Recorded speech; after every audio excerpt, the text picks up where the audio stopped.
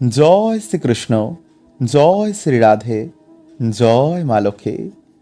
নমস্কার বন্ধুরা, আপনাদের সকলকে জানাই আমাদের ভক্তের বন্ধু ইউটিউব চ্যানেলের নতুন ভিডিওতে অনেক অনেক স্বাগত।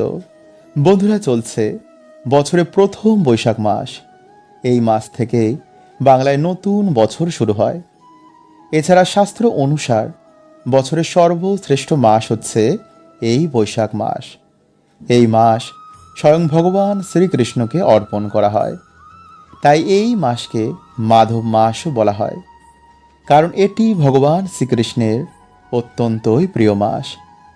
এছাড়া এই মাসে সূর্যনারায়ণ ভগবান মেষ রাশিতে প্রবেশ করেন, তাই এই মাসে আমাদের সামান্য কিছু কার্য, সামান্য কিছু নিয়ম মানলে সারা বছর বাড়িতে ভগবান বিষ্ণু ও মা লক্ষ্মীর কৃপা বিরাজ থাকে। এবং অজান্তে কিছু কাজ করলে, কিছু ভুল করলে বাড়ির সৌভাগ্য হ্রাস পায়, মা লক্ষ্মী রুষ্ট হন, বাড়িতে অশান্তি, দুর্ভাগ্য, দারিদ্রতা এমন বিভিন্ন সমস্যায় আমাদের সারা বছর ভুগতে হয়।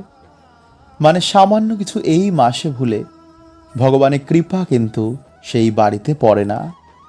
কারণ এই মাসে সামান্য কিছু নিয়ম মানলে যেমন সারা বছর ভগবানের কৃপা সেই বাড়িতেই বিরাজ থাকে, তেমনি কিছু ভুলেও কিন্তু বন্ধুরা গৃহে দুর্ভাগ্য আসে।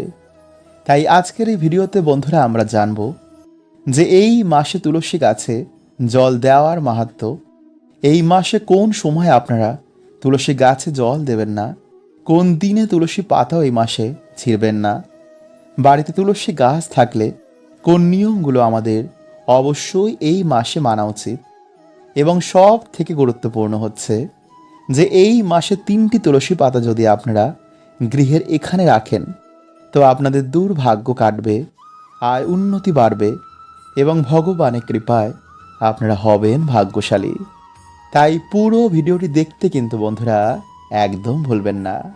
তো নমস্কার বন্ধুরা, আমি রাজু, আর আমাদের ভক্তের বন্ধু ইউটিউব চ্যানেলে আপনাদের অনেক অনেক স্বাগত।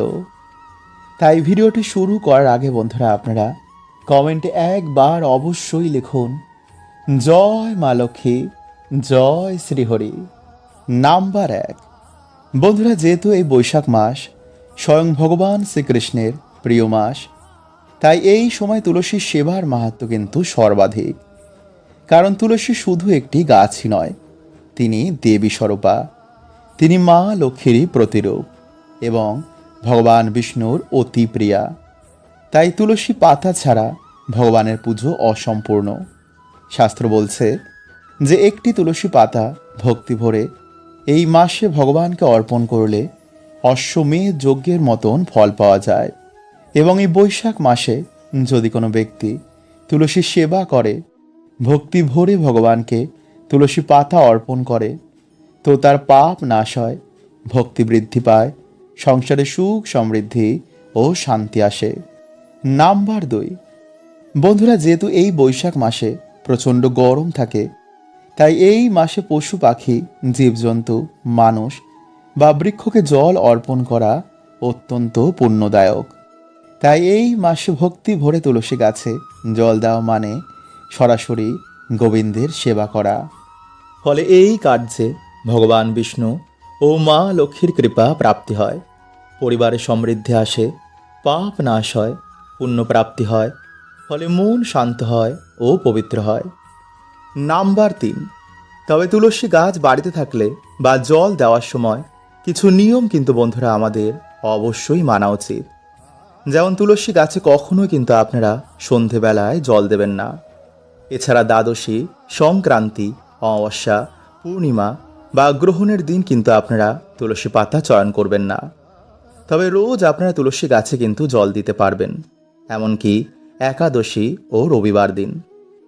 তবে তুলসী গাছে কখনোই আপনারা আমিষ খেয়ে বা নেশা জাতীয় কিছু গ্রহণ করে ছোবেন না বা জল দেবেন না। এবং ধীরে ধীরে তুলসী গাছের গোড়ায় আপনারা জল দেবেন। জল দেওয়ার সময় হরে কৃষ্ণ মহামন্ত্র বা ওম নমো ভগবতে বাসুদেবায় নমঃ এই মন্ত্রটি আপনারা জপ করতে পারেন।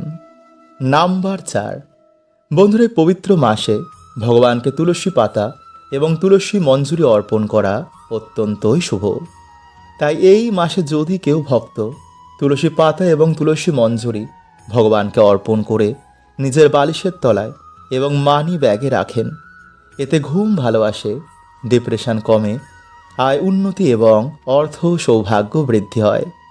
এছাড়া এই মাসে তুলসী গাছের শিকড় ধারণ করলে বা মানিব্যাগে রাখলেও মা লক্ষ্মীর বিশেষ কৃপা তাদের ওপর পড়ে।